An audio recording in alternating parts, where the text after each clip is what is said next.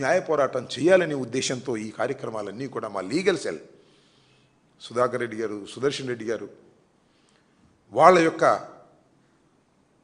సహకారంతో ఈ న్యాయ పోరాటం చేసి జరిగినటువంటి విషయాలను సరిదిద్దే విధంగా పోలీసు వారిని అందరినీ కూడా సరిదిద్దే విధంగా ఒక మంచి జడ్జిమెంట్స్, ఆర్డర్స్ రావాలని తాపత్రయంతో నేను చేస్తున్నటువంటి ఈ కార్యక్రమానికి రాష్ట్ర ప్రజలు ఆశీర్వదించాలని కూడా ఈ సందర్భంగా నేను కోరుకుంటున్నాను. ఇది ఒక లీగల్ బ్యాటిల్, చట్టపరంగా జరుగుతున్నటువంటి అంశాల మీద. నేనేమి ఇల్లీగల్గా చేసే మనిషిని కాదు. చట్ట ప్రకారంగా వీటి మీద ఒక న్యాయబద్ధమైనటువంటి ఒక పోరాటాన్ని చేయటం కోసం ఇవాళ ప్రారంభించాం.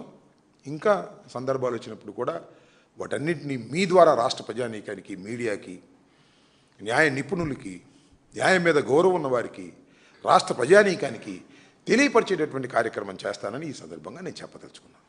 Thank you.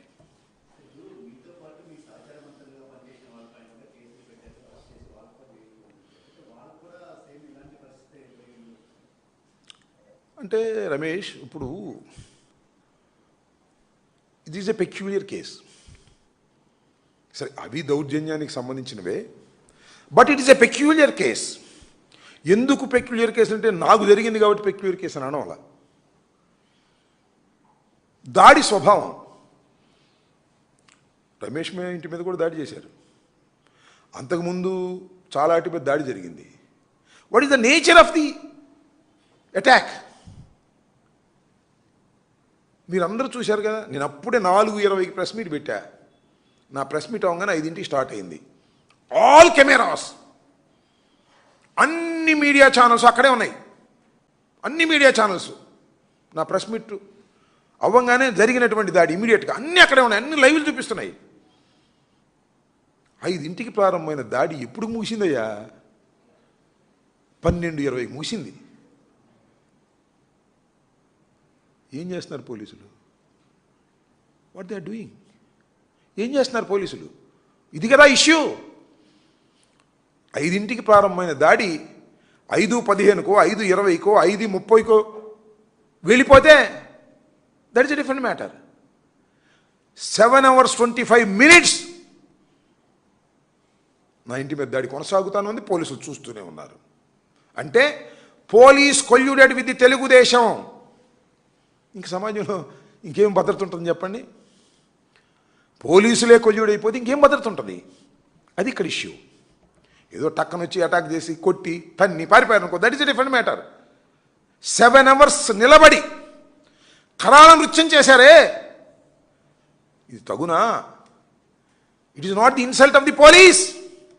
ఈ రాష్ట్రంలో పోలీస్ వ్యవస్థ లేదు అనిపించారా లేదా? అడవిలో ఉన్నావా? రాజధాని నడిబొట్టునున్నావా? తెలియాలి కదా. అందరూ ఉన్నారు, డిఎస్పీలు ఉన్నారు, సిఐలు ఉన్నారు. అందరూ ఏం చేశారు? నా ఇల్లు ధ్వంసం చేయడానికి సహకరించారు. How crime it is? ఇప్పుడు చెప్తున్న సిఆర్పిసి ప్రకారం ఒక పోలీస్ ఆఫీసర్ ముందు కాగ్నిజబుల్ అఫెన్స్ జరుగుతుంటే అతను అడ్డుకోకపోయినా, అరెస్ట్ చేయకపోయినా ఆయన కూడా ముద్దాయే. అదే జరిగింది అక్కడ. All police officers are the accused in this case. అయితే పోలీసు పిలిచి పంపించారు. సింపుల్. ఈ రాష్ట్రంలో ఏం జరుగుతుంది?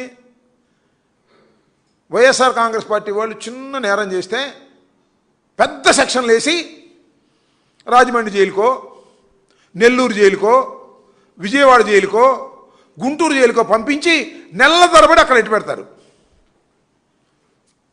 తెలుగుదేశం వాళ్ళు పెద్ద పెద్ద నేరాలు చేశారనుకో, మత్తు మందులు